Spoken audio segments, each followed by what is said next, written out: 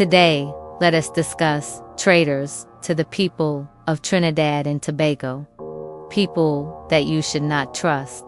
Let's talk about house slaves, house niggers, men that would betray their own people for hard cash, men that you know will sell you out without a second thought. Today, let's discuss these UNC verbal prostitutes who are now pushing for an overthrow of the Venezuelan government. I think in country, my country, I don't want Iran and Iraq and all of them people and them there and China and Russia and all them so close to Trinidad. I don't want it. I want a regime change. I want we refinery start back. Because I want Venezuela new government to sign on to Trinidad government. I want that whole change to happen. Refinery up and Guyana and all. Refining the products here. I want the whole hog. Like it or not.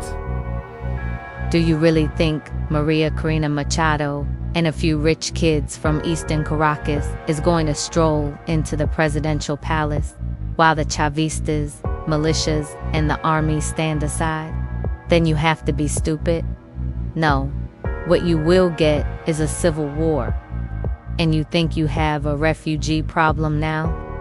Trinidad will be flooded with Venezuelan traitors. All those that invited the USA invasion will be expelled. Of that Venezuela government could only serve Trinidad and Tobago better than anything possible. Keeping them there? Where's that time? You see how protests across they set to cost Kamla, they put you on a persona non grata, all that kind of thing. Get involved in we politics, saying no mercenaries from Trinidad, trying to disrupt Venezuela, all them kind of thing when they know it's a lie.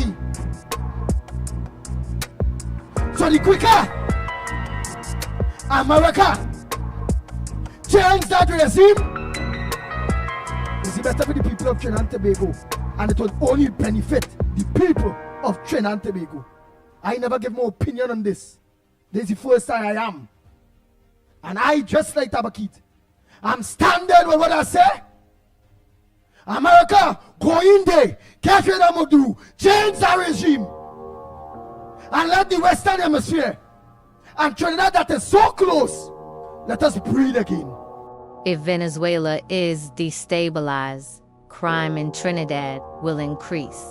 Murders will increase. The flow of drugs will increase. Home invasions will increase. And most importantly, you will have a government left over that is openly hostile to Trinidad. And if any attacks are launched on Venezuela from Trinidad's soil, it will lead to Venezuela invading Trinidad and Tobago, which, when I think about it, will be a better option than being led by this backstabbing UNC government. Safety, and I think that is critical. But what is clear here is that there is a conflict or a clash, if you want to call it that, of ideological positions.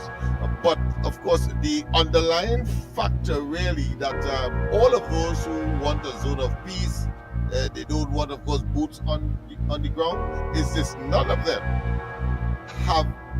have touched on, even with a distant rod, the whole question of what is happening on the ground in Venezuela. The reality is, you could say how much resources Venezuela has and the ultimate intention of the Americans, etc. But the fact is that no zone of peace is possible. The rationale for America entering or not entering, as far as a regime change is concerned, has not been touched by these advocates, and that is where my problem is. They are talking that talk in isolation, as if that is the beginning and the end all, as if it's the omega and the alpha and the omega. The fact of the matter is that it was Maduro and his goons, Maduro and his oligarch that have emasculated and have taken over and undermine, of course, the people themselves of Venezuela. therefore the suffering which has been extended and projected to us here in Trinidad, and of course surrounding countries, whether it be Brazil, whether it be Guyana, whether it be Argentina, whether it be Chile, whether it be Bolivia. The fact of the matter is that that could not have happened if what was taking place by the government, if you want to call it that, or by the Maduro regime, if it was not happening in Venezuela. And therefore we are suffering the consequences. Nobody that has a position on the question of a zone of peace have been able to seriously attack that problem, because it is intractable. You can't explain it because there is no justification for it.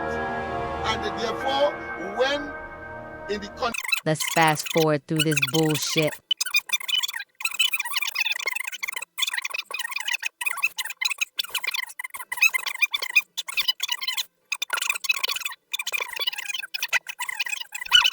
appellations, all of those references can be made potentially, but the fact is that because of the Maduro brutal, harsh, wicked, diabolical administration and agreed for power by a small group of individuals that have captured government and of course emasculated and destroyed of course the economy and the potential for wealth creation and the happiness of the people, action has to be taken.